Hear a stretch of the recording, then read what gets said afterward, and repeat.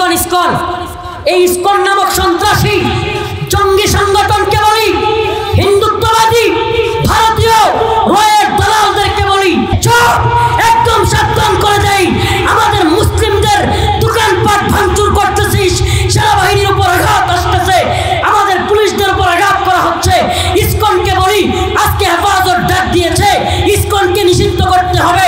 আমরা টাঙ্গাইলের মুসলমানদের কাছে জানতে চাই, যদি চট্টগ্রাম অভিমুখে লং মার্চ ঘোষণা করে আলেমরা, ইসকনকে ঘোষণা নিষিদ্ধ করতেই হবে। আপনারা কে কে রাজপথে নামার জন্য রাজি আছেন? রাজি আছেন তো ইনশাআল্লাহ? সম্মানিত মুরব্বিয়ান আযম, প্রিয় যুবক ভাইরা, স্নেহের ছোট ভাইরা, আল্লাহ রাব্বুল আলামিনের দরবারে অসংখ্য অগণিত শুকরিয়া যে মহান রব্বুল আলামিন আপনাকে আমাকে কোরআন সুন্নাহ থেকে, উলামায়ে কেরামের জবান থেকে কথা বলার এবং শোনার জন্য ব্যবস্থা করে দিয়েছেন। সেজন্য অন্তরস্থল থেকে কালিমাতুশ শুকুর আদায় করে স্বতঃস্ফূর্ত আওয়াজ করে বলি আলহামদুলিল্লাহ। কোনো নেক আমল কবুল হওয়ার জন্য যে কয়টা শর্ত প্রযোজ্য, এর মধ্যে অন্যতম হলো মুমিন হওয়া। কোনো ব্যক্তি 100 হজ করেছে, 100 বার হজে গিয়েছে, কিন্তু সে মুমিন নয়, মুসলিম নয়, তার হজ কবুল হবে? অসংখ্য কোরবানি করেছে, কিন্তু সে মুসলিম নয়, তার কোরবানি কবুল হবে? হাজার হাজার রাকাত নামাজ পড়েছে, কিন্তু সে মুসলিম নয়, তার ইবাদত কবুল হবে? প্রথম শর্ত হলো, কোনো ব্যক্তি আমল কবুল হওয়ার জন্য প্রথম শর্ত হলো ঈমান থাকা। কি থাকা? নাম্বার 2 নিয়ত সহি থাকা। নাম্বার 2 কি? কোনো ব্যক্তি আমল সহি হওয়ার জন্য নাম্বার 2 যে শর্ত, এটা হলো নিয়ত কি থাকা। কোনো ব্যক্তি সকালবেলায় বাতাস খাওয়ার জন্য জানালা রাখছে, মানে গরম লাগে, তীব্র গর করছে, জানালা রাখছে। কেন জানালা কেন রাখছে? বাতাস খাবে। আমাকে বলেন, সেই ব্যক্তি বাতাস খাওয়ার নিয়ত করে জানালা রাখলে সব পাবে? কিন্তু যদি নিয়ত করত যে আমি যে জানালাটা রাখতেছি এজন্য যে ফজরের আজান আমার কানে পৌঁছাবে, আর আমি সেটার কারণে এই আজানের ধ্বনি শুনে মসজিদে যাব, আমাকে বলেন এই জানালা খোলার মাধ্যমেও তার সব হইতো কি হইতো না? বাতাস কি আইব না আইতো না? বাতাস খাইতো, ফাও সবও পাইতো। কেন? নিয়তের কারণে। ঠিক কি ঠিক না? আপনারা টাঙ্গাইলের জনগণের একটা মৌলিক সমস্যা, আপনারা ভাইরালের পাগল অতিরিক্ত, এবং আপনাদের নিয়তের মধ্যে এত ঝামেলা, পারলে আপনারা তাহিরির আইন আমোদ ফুর্তি করেন। এটার কারণ কি? হাইসেন না বা লজ্জা লাগে না? এটার কারণ কি?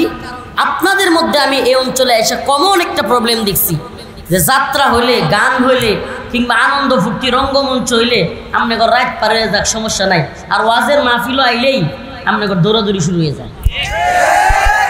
এটা একটা কমন সমস্যা আপনাদের এই অঞ্চলে। এই সমস্যা থেকে উঠতে হবে।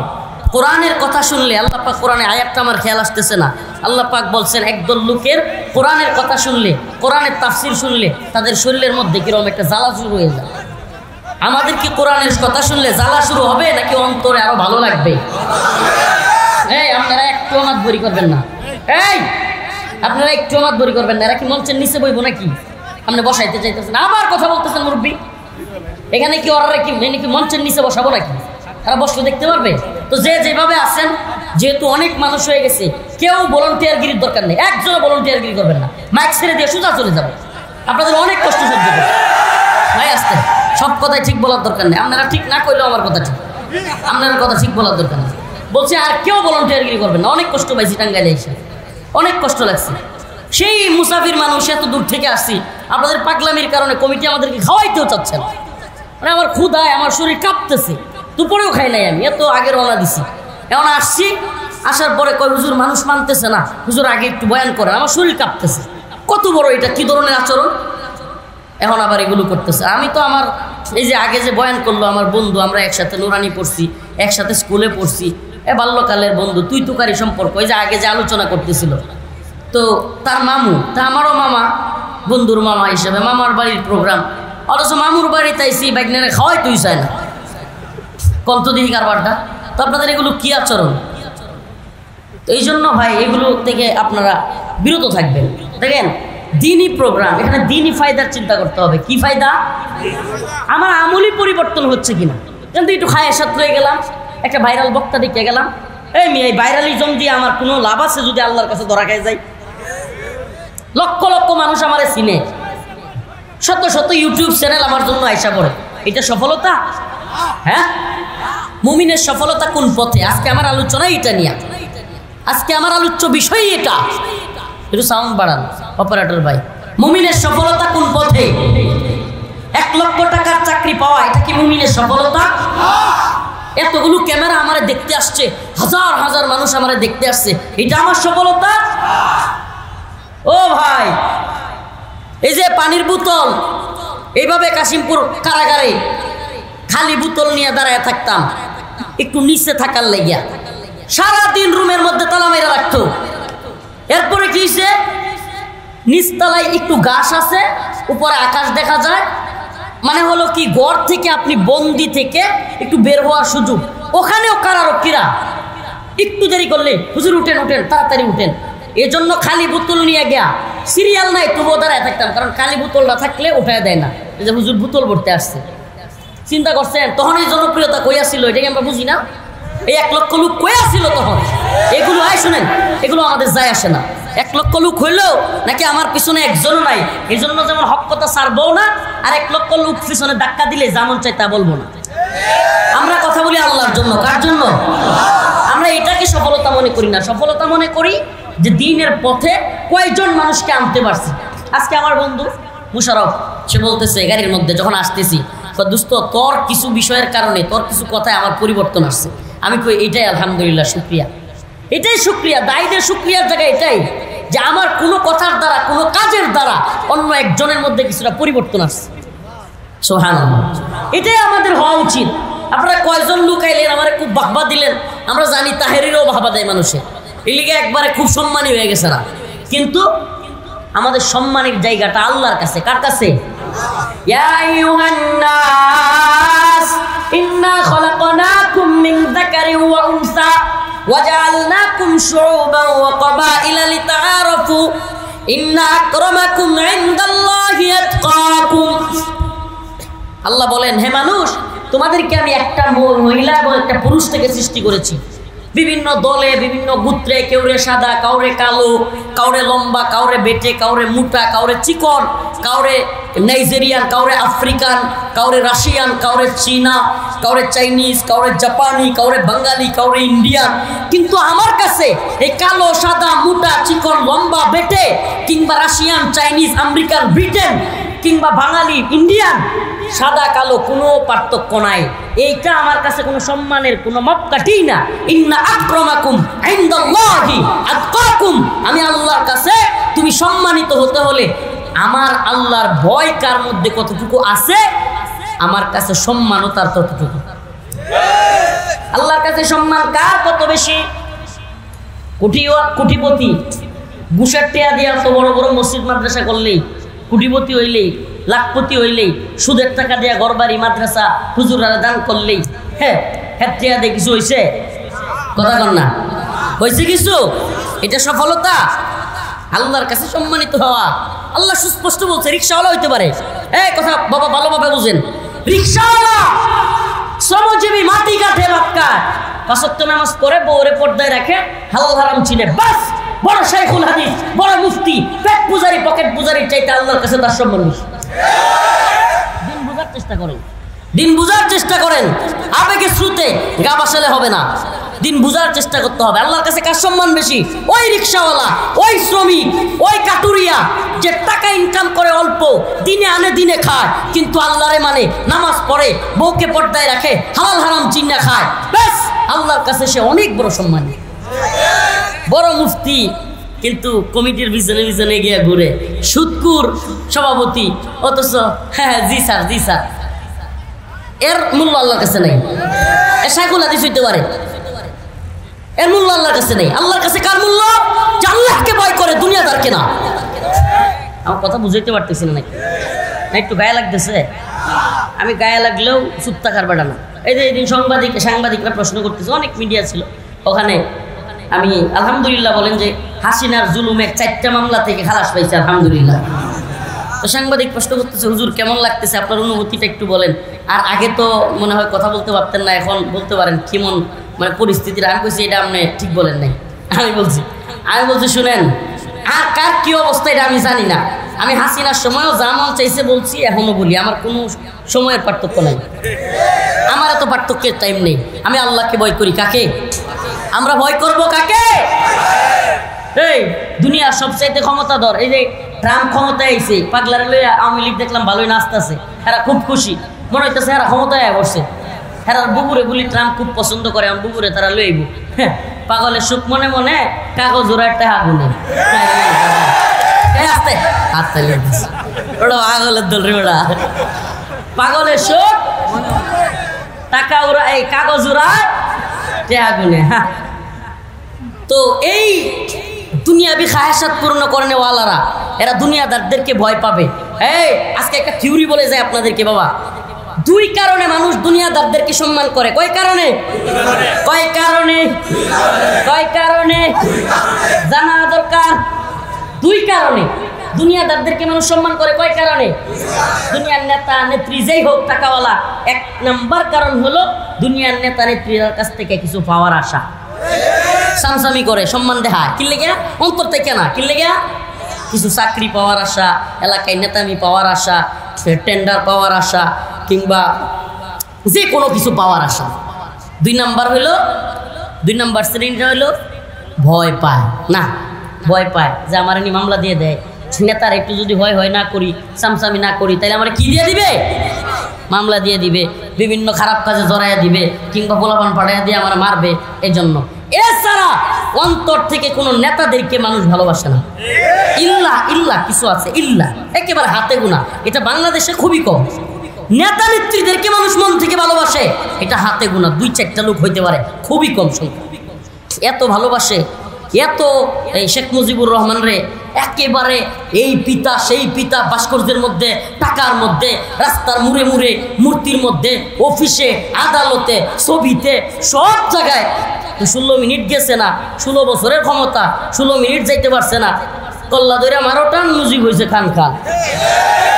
কি এর ভালোবাসা আমার এখন? কয়জন গেছে মূর্তি ফিরাইতে আমরা দেখা? কয়জন গেছে? আগে কি করতো? মুজিবের মূর্তির সামনে গিয়ে দোয়া পর্যন্ত করছে না? বুঝেন তো, এটা মন থেকে সম্মান, মন থেকে মহাব্বত। এগুলো বুঝতে হবে। মন থেকে মহাব্বত নাই। মন থেকে মহাব্বত থাকলে 16 মিনিট পরে এইভাবে। আর এইটা তো বাদ দেন, ভাস্কর্য খুদ শেখ মুজিবুর রহমানের যখন মাইরা ফেলছে, সারাদিন লাশ পইরা রইছে না? কোন আওয়ামী লীগ নেতারা গেছে? এটা শেখ হাসিনা নিজের বলা কথা। আমার বাবার লাশ পড়ে গেছে, আমার এখনো বুঝে আসে না। এত বড় দল, এত নেতা, অথচ আমার বাবার লাশের পাশে কেউ যায় নাই, জানাজা পর্যন্ত যাইতে চাইছে না। তাইলে মন থেকে কেউ মহাব্বত করে?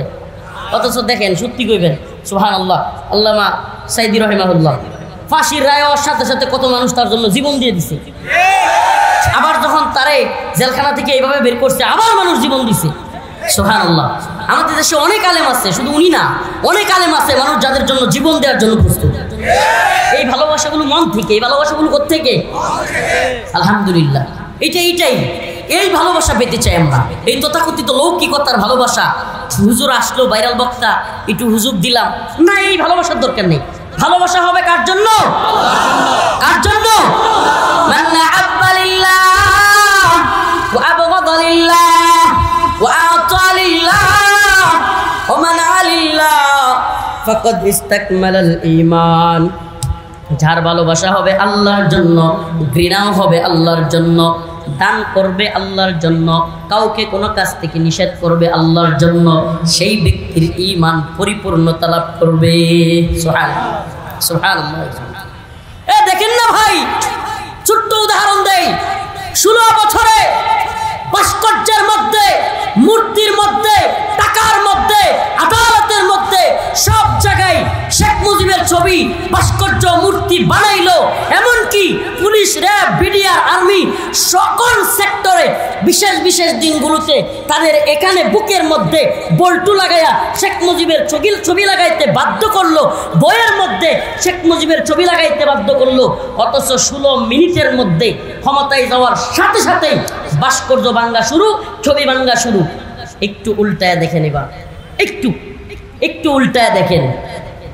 1500-1600 বছর হয়ে গেছে, 1 বছর 2 বছর না, 100 বছর 200 বছর না, 1600 বছর পেরিয়ে গিয়েছে। এখনো পর্যন্ত গোটা পৃথিবীতে একটা ছবি নেই, একটা ভাস্কর্য নেই, একটা মূর্তি নেই। গোটা পৃথিবীর কোন আদালতে তার ছবির দরকার হয় নাই। গোটা পৃথিবীর কোন একজন ব্যক্তি তাকে নিয়ে একটা কথা বললে শত শত কোটি মানুষ জীবন দেওয়ার জন্য গোটা পৃথিবী গরম করে ফেলে। আমার নবীকে নিয়ে কটূক্তির জন্য সবাই করছে। অথচ কি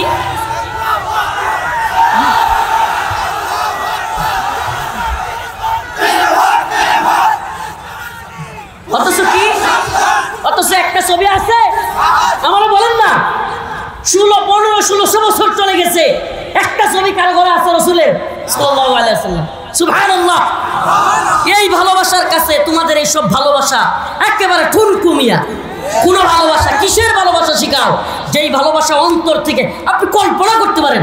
ম্যাক্রুর মতো এত বড় পাওয়ারফুল প্রেসিডেন্ট, আরে ম্যাক্রুকে ডোনাল্ড ট্রাম্পের বাচ্চা ট্রাম্পও যদি রসুলরে নিয়ে কিছু কয়, দেখেন না পুরো পৃথিবী কিভাবে উত্তাল হয়। টাইম আছে ক্ষমতার মিয়া।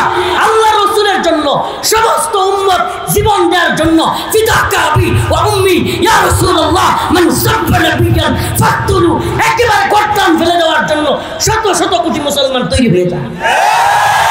টাকা লাগছে। লিল্লাহি তাকবীর, আল্লাহু আকবার, লিল্লাহি তাকবীর, আল্লাহু আকবার, সাবিলুনা সাবিলুনা, আল জিহাদ আল জিহাদ, সাবিলুনা সাবিলুনা। কোন টাকার দরকার হয়? বিরিয়ানির প্যাকেটের দরকার হয়? কথা কয় না রে। বিরিয়ানির প্যাকেট লাগছে কোনোদিন? সিঙ্গারা পুরি লাগছে কোনোদিন? হ্যাঁ, নটরডেম কলেজের ছাত্র, রাজশাহী বিশ্ববিদ্যালয়ের ছাত্র, কতগুলো বিশ্ববিদ্যালয়ের ছাত্র পর্যন্ত রাস্তায় নেমে যায়। টাইম আছে কোনো সরকারের? পুরো পৃথিবীর ইতিহাসে এটা প্রমাণিত হয়ে গেছে। এখন মুসলিমরাও যেগুলো রসুল সাল্লাহ সাল্লামের বা ইসলামের প্রতি বিদ্বেষ রাখে, এরাও বদ্ধমূল ধারণা হয়ে গেছে। কি সর্বনাশ, মুসলমানরা যেমনি খেপে যায়, রসুলরে কিছু করার সাথে সাথে পণ্য বয়কট করে, ফাল্লে ধরে মারে, কি একটা অবস্থা। আর কিছু কম যেত না। সুবহানাল্লাহ। আমি তো বলি অর্ডার দিয়ে গেলাম, অর্ডার, কোনো কথা নাই। রসুলরে নিয়ে কেউ কটূক্তি করলে, লতিফ সিদ্দিকী হোক, অমুক সিদ্দিকী হোক, ইসলাম রে নিয়ে রসুল রে নিয়ে কিছু বলবে, সাইজ করে দিবেন। টাইম নাই কোনো ব্যক্তির। অর্ডারের আসামি হলে আমরা হম ইনশাআল্লাহ, রাজি আছি। রসুলের জন্য অর্ডারের আসামি হইতে আমরা কি আছি? রাজি আছি। এটা আমার বলার দরকার নেই। রসুল রে নিয়ে কিছু বললে মুসলমানের অন্তরে বাপ মারে বলার চাইতেও বেশি লাগে। এই ভালোবাসা টাকা দিয়ে কিনা পাওয়া যায়?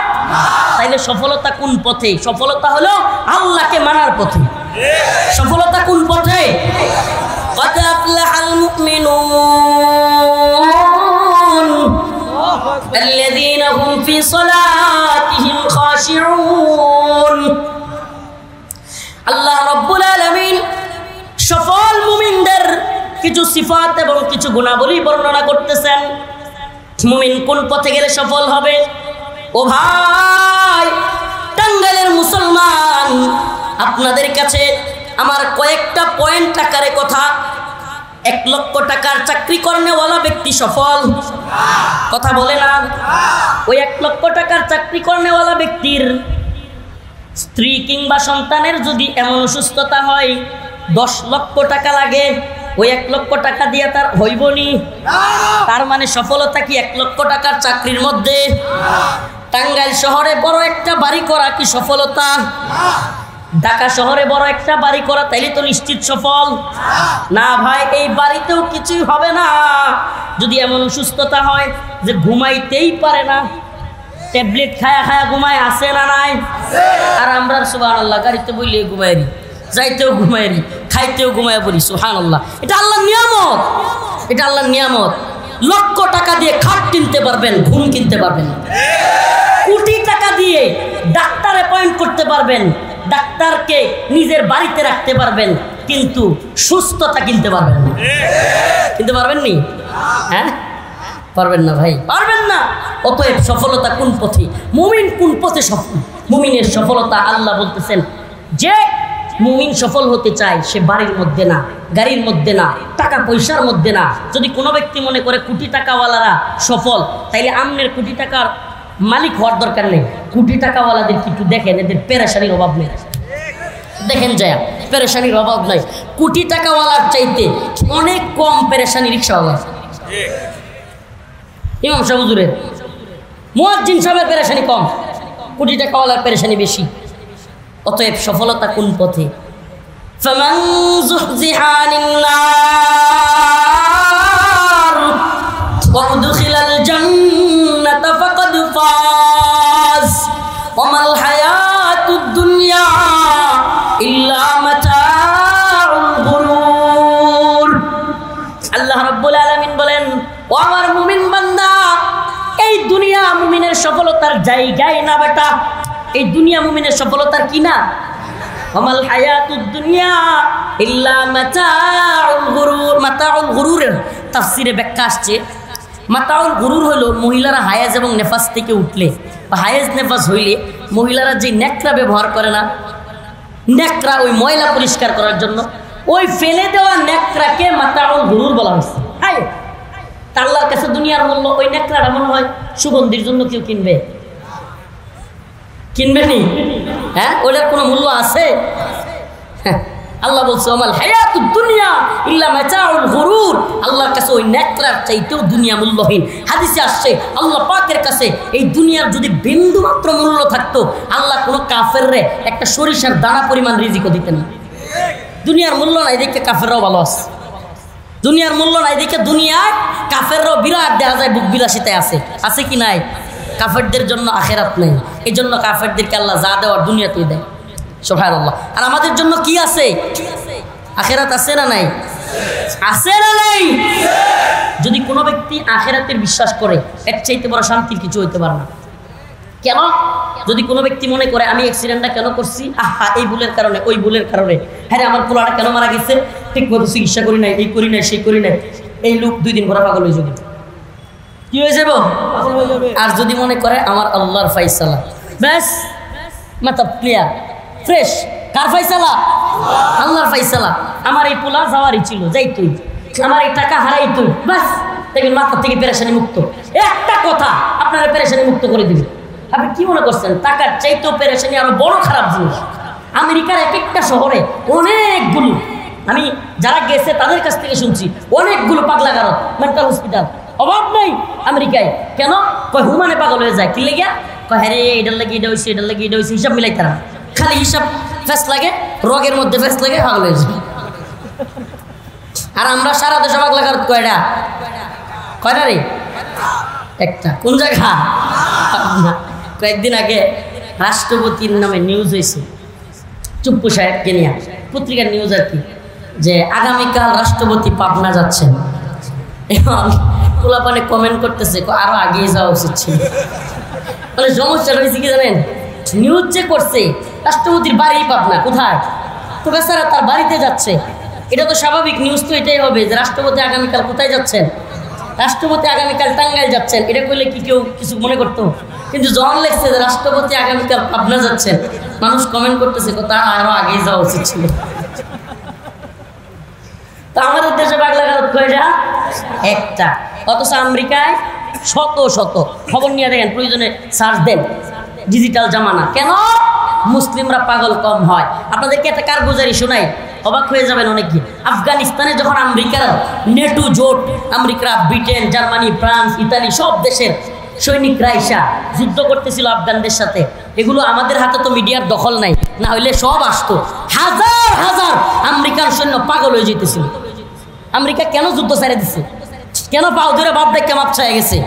কি লিগা? আপনারা ভিতরের খবর অনেকেই জানেন না। পাগল হয়ে যাচ্ছিল আমেরিকার সৈন্যরা। কেন?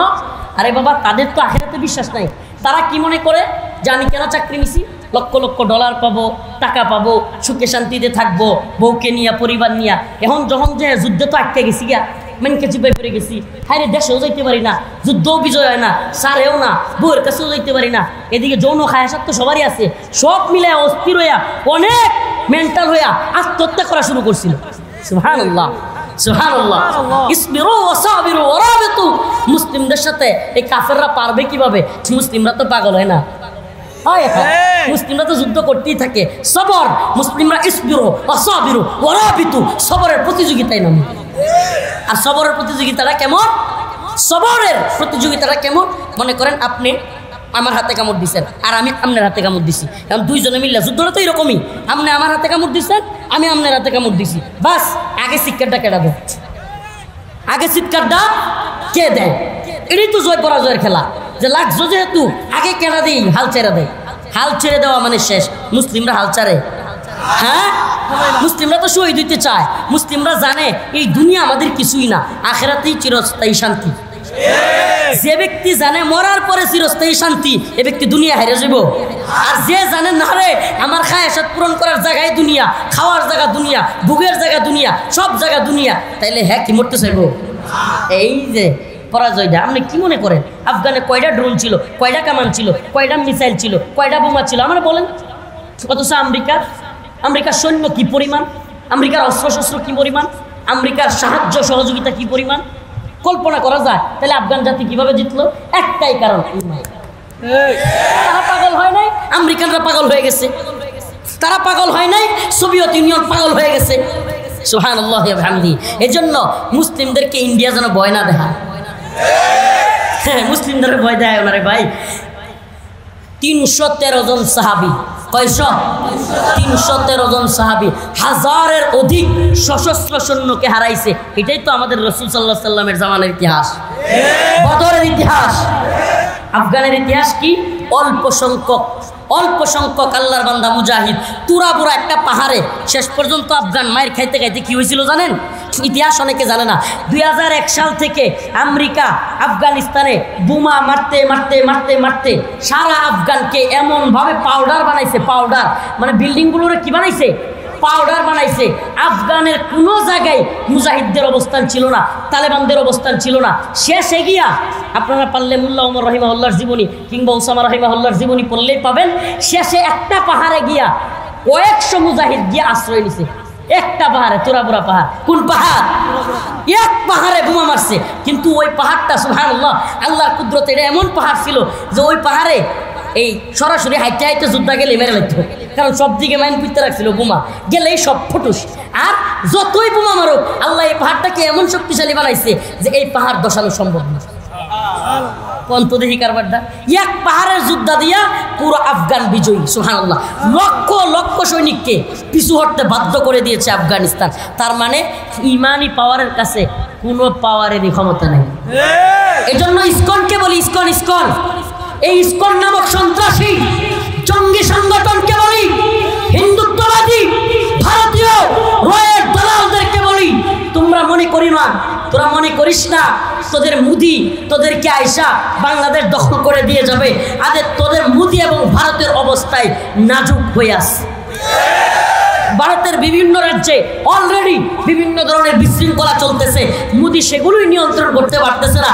আর তোরা এখানে দিবা স্বপ্ন দেখতেছিস যে বাংলাদেশ দখল কইরা মোদি তোদের হাতে দিবে। চুপ, একদম সাবধান করে দেই, আমাদের মুসলিমদের দোকানপাট ভাঙচুর করতেছিস, সেনাবাহিনীর উপর আঘাত আসতেছে, আমাদের পুলিশদের উপর আঘাত করা হচ্ছে। ইসকনকে বলি, আজকে হেফাজত ডাক দিয়েছে, ইসকনকে নিষিদ্ধ করতে হবে। আমরা টাঙ্গাইলের মুসলমানদের কাছে জানতে চাই, যদি চট্টগ্রাম অভিমুখে লং মার্চ ঘোষণা করে আলেমরা, ইসকনকে ঘোষণা নিষিদ্ধ করতেই হবে। আপনারা কে কে রাজপথে নামার জন্য রাজি আছেন? রাজি আছেন তো ইনশাআল্লাহ?